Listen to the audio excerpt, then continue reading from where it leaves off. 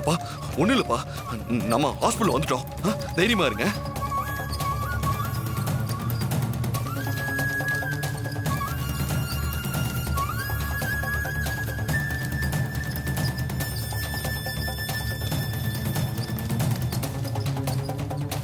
அப்பா என்னாச்சு டாக்டர், என் அப்பாவை காப்பாத்துங்க டாக்டர். என்ன தலையில வயித்துல குண்டடிப்பட்ட மாதிரி இருக்கு? என்னாச்சு? எப்படி நடந்துச்சு? தெரியல டாக்டர். அப்பாவை காணும்னு நான் தேடி போகும்போது இந்த நிலைமையில தான் கிடந்தாரு. ஓகே ஓகே, போலீஸ்க்கு இன்ஃபார்ம் பண்ணிருங்க. நான் இன்ஃபார்ம் பண்ணிடுறேன் டாக்டர். நீங்க அப்பாவை பாருங்க. ஓகே ஓகே, கூட்டிட்டு வாங்க.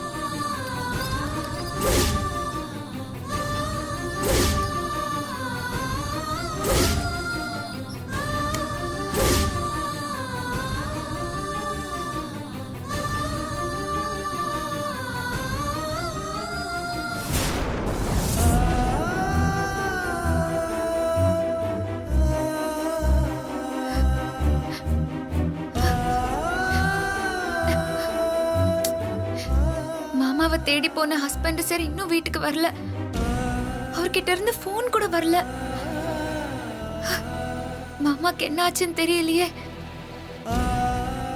ஹஸ்பண்ட் சார் மாமாவை பார்த்தாரா இல்லையா? ஐயோ, கனவு வந்ததுல இருந்து ஒரே பதட்டமா இருக்கே. ஹஸ்பண்ட் சார் தான் போன் பண்றாரு. ஹலோ ஹலோ மாரி. ஹஸ்பண்ட் சார் என்னாச்சு? மாமாவை பாத்தீங்களா? பார்த்த மாதிரி. நான் அப்பா கூட தான் இருக்கேன். என்னாச்சு ஹஸ்பண்ட் சார்? ஏன் என்னமோ மாதிரி பேசுறீங்க? உங்க குரல் வேற உடைஞ்சு போன மாதிரி இருக்கு. மாமாவுக்கு ஒண்ணும் இல்லையே. எப்படி இருக்காரு? உன் கனவு பழிச்சிருச்சு மாரி.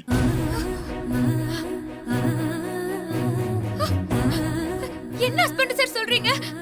மாமாவுக்கு என்ன ஆச்சு? உள்ள ட்ரீட்மெண்ட் போயிட்டு இருக்கு. நான் இப்ப ஹாஸ்பிட்டல்ல தான் இருக்கேன். என்ன ஹஸ்பண்ட் சார் சொல்றீங்க? உன்கிட்ட போன்ல லொகேஷன் கேட்டுட்டு அந்த இடத்த கண்டுபிடிச்சு போனப்ப அப்பா ரத்த வெள்ளத்துல மயங்கி கிடந்தாரு. நான் உடனே ஹாஸ்பிட்டல் கொண்டு வந்து அட்மிட் பண்ணிட்டேன். இப்போ ஆபரேஷன் நடந்துகிட்டு இருக்கு.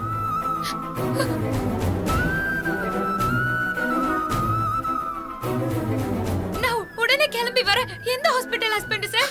ஸ்ருதி ஹாஸ்பிட்டல், மடிப்பாக்கம். எனக்கு தெரியும். நான் வந்துறேன்.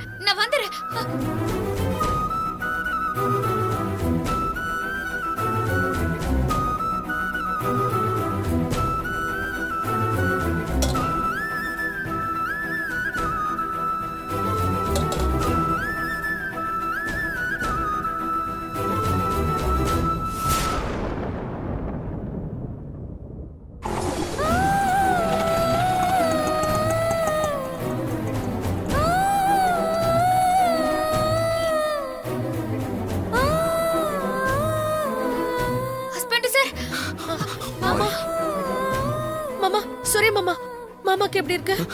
டாக்டர் இன்னும் எதுவும் சொல்லல. வெயிட் பண்ணிட்டு இருக்கேன்.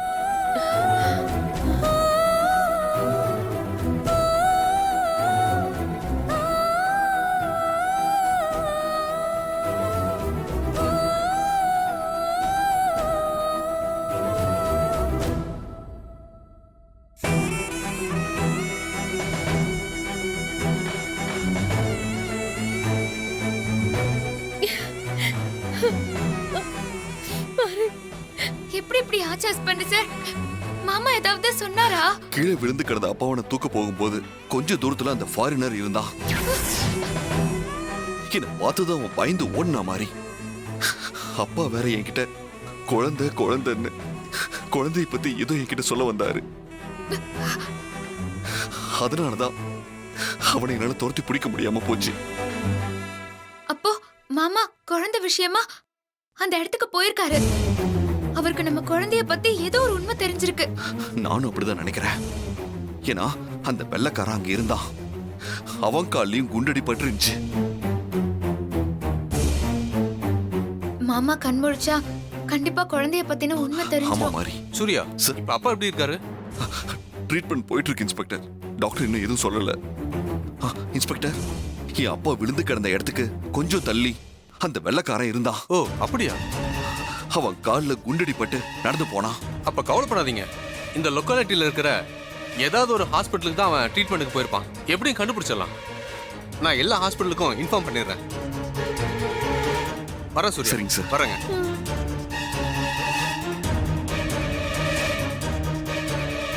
ஐயோ சூர்யா சூர்யா அம்மா அப்பாவுக்கு என்ன பாச்சு? என்ன ஆச்சு? மாம்சுக்கு என்னாச்சு மாப்ள? ஆபரேஷன் பண்ற அளவுக்கு அவர் உடம்புக்கு என்னதான் மாப்ள? சொல்லுங்க மாப்ள, என்னாச்சு? அவர் உடம்புக்கு என்ன பாச்சு? ட்ரீட்மெண்ட் போயிட்டு இருக்குமா?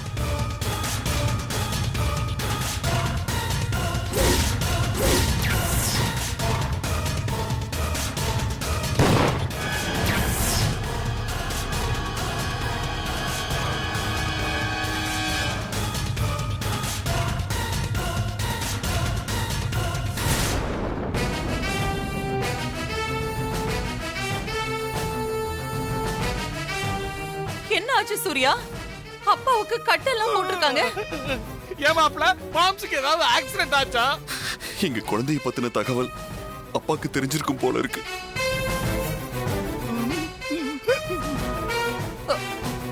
எப்படி சொல்ற சூர்யா? அப்பா அடிபட்டு கிடந்த இடத்துக்கு பக்கத்துல ஏற்காட்டுல மாரியும் குழந்தையும் கடத்தின அந்த ஃபாரினரை பார்த்தேன். பாத்துட்டானா?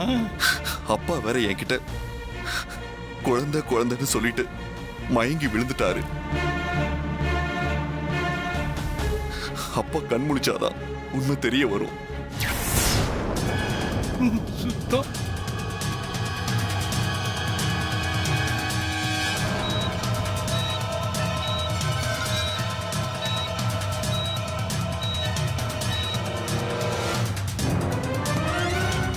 டாக்டர், அப்பா எப்படி இருக்காரு? ஆபரேஷன் நல்லபடியா முடிஞ்சிருச்சு.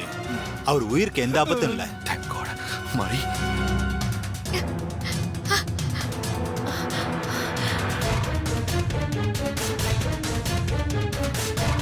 டுவெண்ட்டி 4 hours அப்சர்வேஷன்ல இருக்கணும். மயக்க தெளிய கொஞ்சம் லேட் ஆகும். அதுக்கப்புறம் தான் என்ன ஏதுன்னு சொல்ல முடியும். Okay doctor. ஓகே.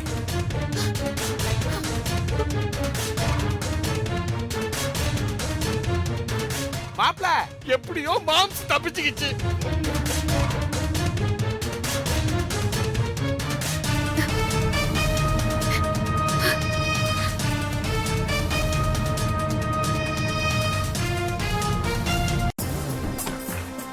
ஐயோ, அவன் பொழைச்சிட்டானே. சிஸ்டர், டாக்டர் சொன்ன டைம் முடிஞ்சு மாம்ஸ் கண்ணு முடிச்சதும் நம்மள பத்தின உண்மைகளை எல்லாம் சூர்யா கிட்ட சொல்ல போறாரு. நாம வசமா மாட்ட போறோம் பாப்பா சிஸ்டர். சும்மா கிடந்து இப்படி புலம்பிட்டு இருக்காத. அதான் டாக்டர் 24 மணி நேரம் டைம் கொடுத்திருக்காருல்ல. அதுக்குள்ள என்ன வேணாலும் நடக்கலாம். என்ன வேணாலும் நடக்கலாம்னா என்ன சிஸ்டர் நடக்கும்? நாம தான் இந்த வீட்டை விட்டு வெளியே போகணும். இல்ல கம்பி எண்ணணும், களி திங்கணும். வேற என்ன பண்றது? இதுதான் நடக்கும். ச்சே, நீ நெகட்டிவாவே யோசிக்கிற, நான் பாசிட்டிவா யோசிக்கிறேன். இது வரைக்கும் எவ்வளவு தோல்விகளை சந்திச்சிருக்கோம். ஆனா நான் டயர்ட் ஆகாம இருக்கிறதுக்கு காரணம் என்ன? என்ன? அந்த பாசிட்டிவ் மைண்ட் தான். மாம்ச விடுங்க சிஸ்டர். இப்ப அந்த வெள்ளைக்கார வாழ வந்தா இப்ப என்ன ஆனான்னே தெரியலையே. நல்லபடியா தப்பிச்சு ஓடி இருந்தான்னா பரவாயில்ல. அவன் கால்ல வேற குண்டடிப்பட்டு இருக்குது. அவனால தப்பிக்க முடியாம போலீஸ்ல போய் மாட்டினான்னு வைங்க, மாம்சு கண்ணை மூடுறதுக்கு முன்னாடியே நாம கம்பி என்றது கன்ஃபார்ம். நீ நினைக்கிற மாதிரி எல்லாம் நடக்காது. மார்க் செத்து பொழைச்சு மறுஜென்மம் எடுத்து வந்திருக்கான். அவன் போலீஸ்ல எல்லாம் மாட்டிக்க மாட்டான். அப்படியே மாட்டிக்கிட்டாலும் நம்மள காட்டி கொடுக்க மாட்டான்.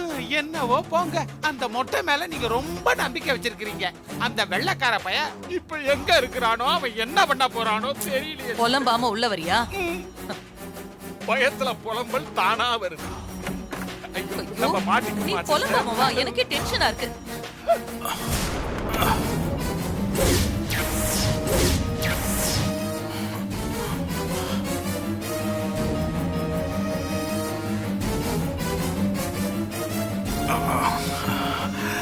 இவன் எப்படி இங்க வந்து உட்கார்ந்திருக்கான்? ஒண்ணும் புரியலையே.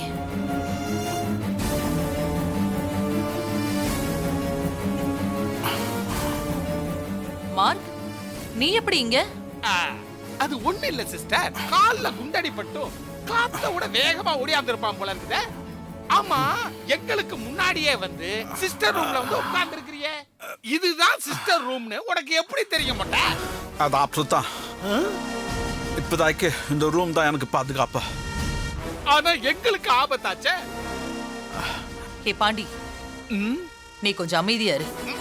என்னடா இன்னும் திட்டலையேன்னு நினைச்சேன், ஆரம்பிச்சிட்டாங்க. மார்க், இப்ப நீ இங்க எதுக்காக வந்த? என்னால வேற எங்கும் போக முடியாது.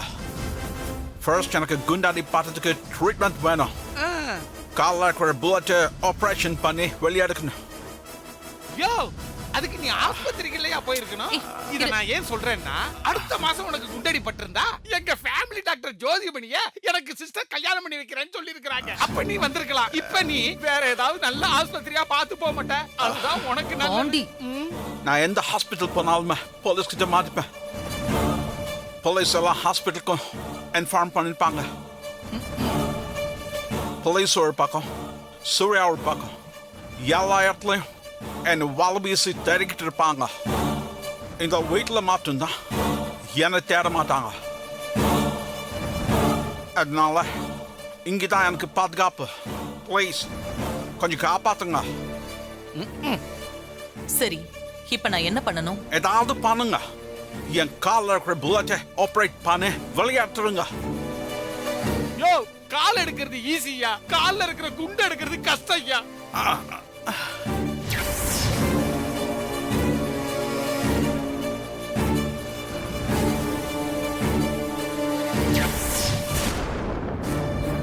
பாண்டி, உன் போனை கொடு. விட்டா பேசிக்கிட்டே இருப்ப நீ.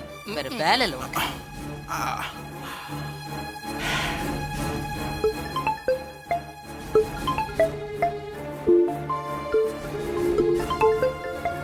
தாரா மேடம் ஃபோன் பண்றாங்க. வணக்கம் மேடம். ம். உன் ஹெல்ப் இப்ப எனக்கு தேவையா இருக்கு. என்னன்னு சொல்லுங்க மேடம்.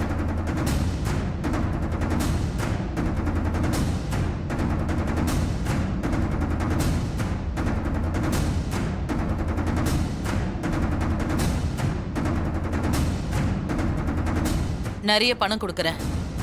வீட்டுக்கு வந்து இதை மட்டும் பண்ணிட்டு போ. Okay madam. வீட்ல யாருமே இல்ல, நானும் சங்கர பாண்டியும் மட்டும்தான் இருக்கோம். நீ சீக்கிரமா வந்தா சீக்கிரமா போயிடலாம். சரிங்க மேடம், வரேன். ஏற்பாடு பண்ணிட்டேன், கொஞ்சம் பொறுத்துக்கோ. இப்ப வந்துருவா. ஓகே பாண்டி, நீ போய் நர்ஸ கூட்டிட்டு வா. என்னது நர்ஸா?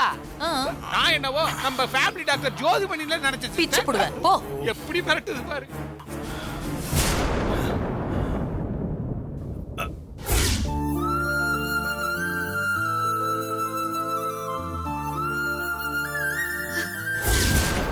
வாங்க நர்ஸ். வாமா மேடம். இதோ, இவருக்கு தான் ட்ரீட்மெண்ட் கொடுக்கணும். ஓகே.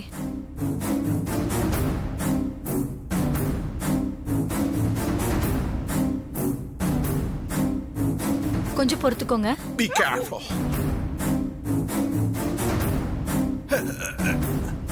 கொஞ்சம் பொறுத்துக்கோங்க சார், பெயின் ஜாஸ்தியா இருக்கும்.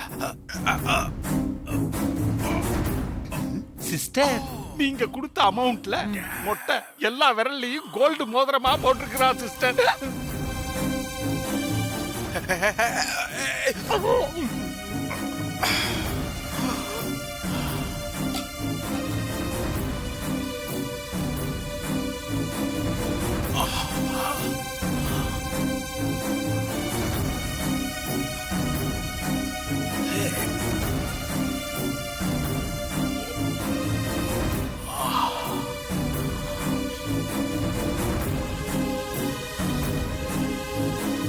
இன்ஜெக்ஷன் போட்டுடலாம் சார். Right, yeah.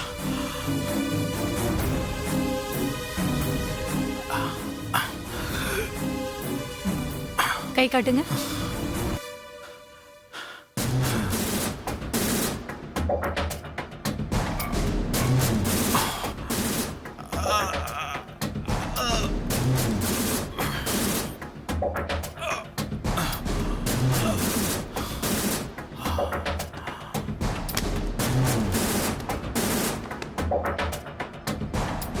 ஒரு 15 நாள்ல கம்ப்ளீட்டா குணமாயிடும். ரெஸ்ட் எடுக்கணும். அப்பதான் கால் பழையபடி சரியாகும். நடக்கவும் முடியும். சரி பாண்டி, புரியுது சிஸ்டர். இந்தாமா குடும்ப செலவுக்கு வச்சுக்க. டாட்டுவா போட்டுக்கிட்டு சுத்தி. இத பத்தி வெளியில யார்கிட்டயும் மூச்சு விடக்கூடாது. விடமாட்டேன் மேடம். அப்ப நான் வரேன் மேடம். பாண்டி, போய் விட்டுட்டு வா போ. வாமா, வா வா.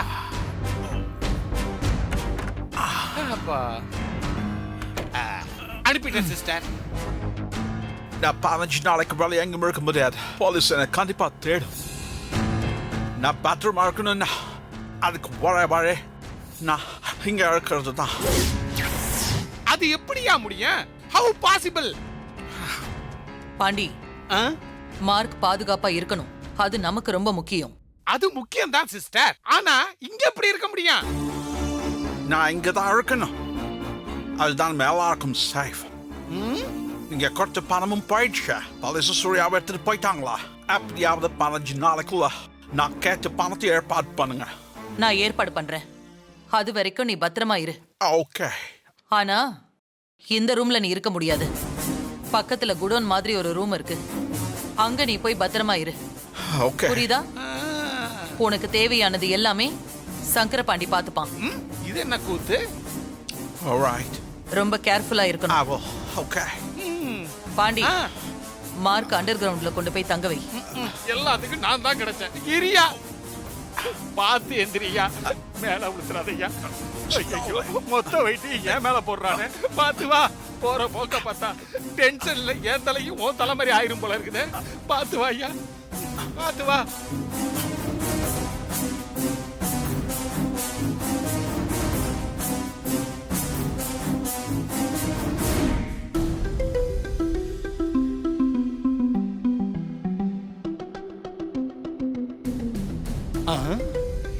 கண்ணு தெரியாத பார்வதி தான் இருக்கிறா. பிரச்சனை இல்ல. என்னாச்சு சங்கரபாண்டி? சிஸ்டர், ஒன்னும் பிரச்சனை இல்ல சிஸ்டர். திருட போலீஸ் ஸ்டேஷன்ல போய் ஒளியற மாதிரி வாட வந்தானே. நான் ரொம்ப சேஃப்டியா அண்டர் கிரவுண்ட்ல கொண்டு போய் விட்டுட்டு சாப்பிடறதுக்கு டின்னரும் வாங்கி கொடுத்துட்டு வந்துட்டேன் சிஸ்டர். இனிமே யார் வலை வீசி தேடினாலும் அவனை கண்டே பிடிக்க முடியாது சிஸ்டர். நீங்க தைரியமா இருங்க சிஸ்டர். ஸ்ரீஜா, அம்மா ஸ்ரீஜா. அம்மா கூப்பிட்டீங்களாம்மா? ஹாஸ்பிட்டல்ல இருந்து யாராவது ஃபோன் பண்ணாங்களா? இல்லம்மா. ஹாஸ்பிட்டலுக்கு போன அக்கா மாமா யார்கிட்ட இருந்தும் எந்த ஃபோனும் வரல. இவளும் நல்லவளா மாறிட்டா பாருங்க. அவங்கள தொந்தரவு பண்ண வேண்டாம்னு நினைச்சு நானும் அவங்கள கூப்பிடல. பாத்தீங்களா சிஸ்டர், நம்ம டீம்ல இருந்தவ இப்ப ஆப்போசிட் டீம்ல இருக்கறா. அண்ணன் எப்படி இருக்காருன்னு தெரியலையே. எனக்கு ரொம்ப பயமா இருக்குமா. நாமளும் ஒரு 8 ஹாஸ்பிட்டல் வரைக்கும் போயிட்டு வந்துடலாமா? இல்லம்மா, நாமளும் ஹாஸ்பிட்டல் போயிட்டா வீட்ல குழந்தைங்க இருக்காங்க. அவங்கள யார் பார்த்துப்பான்? என்ன பொறுப்பு.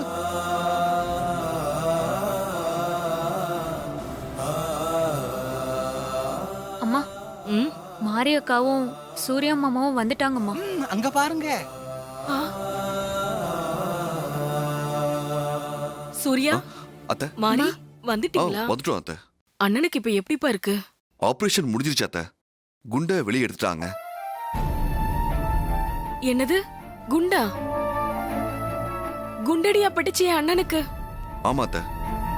நான் போய் பார்த்தப்ப அப்பா குண்டடி பட்டு மயங்கி கிடந்தாரு. அப்பாவை யாரோ துப்பாக்கியால ஷூட் பண்ணிருக்காங்க.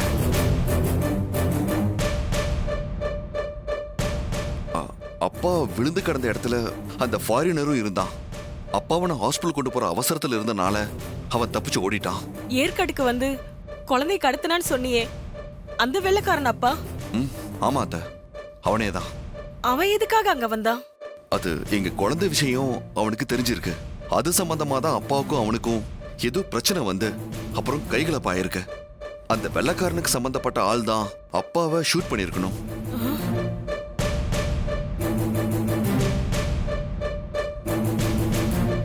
எங்க குழந்தை விஷயத்துல இருக்கிற மொத்த ரகசியமும் அப்பாவுக்கு தெரிஞ்சிருக்கு.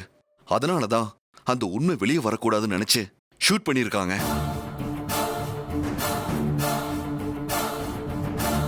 ஷூட் பண்ணது யாரு?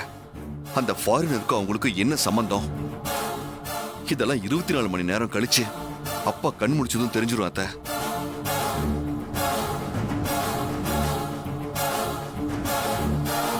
கண்ணு முழிச்சிருவானா? சூர்யா, அந்த வெள்ளைக்காரனை கண்டுபிடிச்சிட்டா எல்லா உண்மையும் தெரிஞ்சிரும்னு சொல்றல, முதல்ல அவனை கண்டுபிடிப்பா. ஆமா மாப்ள, எப்படியாவது கண்டுபிடிச்சிருக்க மாப்ள. கண்டிப்பா அவனை கண்டுபிடிச்சிருவா. ம், அது மட்டும் இல்ல, மாமா கண் முழிச்சா எங்க குழந்தை எங்க இருக்கு, யார்கிட்ட இருக்குங்கிற விஷயமும் வெளிச்சத்துக்கு வந்துரும்.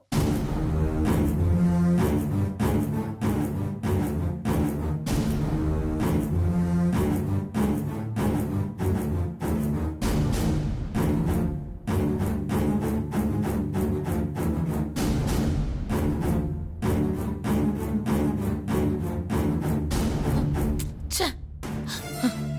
அந்த மனுஷன் மட்டும் கண்ணு முழிச்சிட்டாருன்னா மொத்த உண்மையும் சூர்யாவுக்கு தெரிஞ்சிருமே. அப்புறம் நாம ஜெயிலுக்கு போக வேண்டியதுதான். அது மட்டும் இல்ல, அந்த குழந்தை யாருங்கிற உண்மை சூர்யாவுக்கும் மாரிக்கும் தெரிஞ்சிரும். அது மட்டும் நடந்தா நான் இத்தனை நாள் போராடினதுக்கு அர்த்தமே இல்லாம போயிடும். நான் தோத்த மாதிரியும் ஆயிடும். சிஸ்டர், இப்ப என்ன பண்றது சிஸ்டர்? ஹாஸ்பிட்டல்ல இருக்கிற அந்த மனுஷன் கண்ணு முழிக்கவே கூடாது. அவரு அங்கிருந்து கடத்தி தூக்கிட்டு போய் நம்ம கஸ்டடியில வைக்கணும். இல்லனா அவரை ஒரேடியா கொல்லணும்.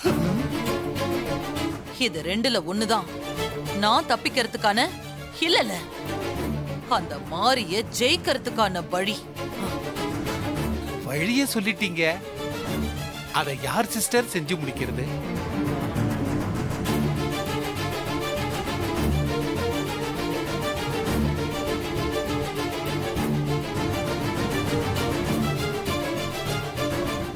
ஒரிஜினல் மாமா.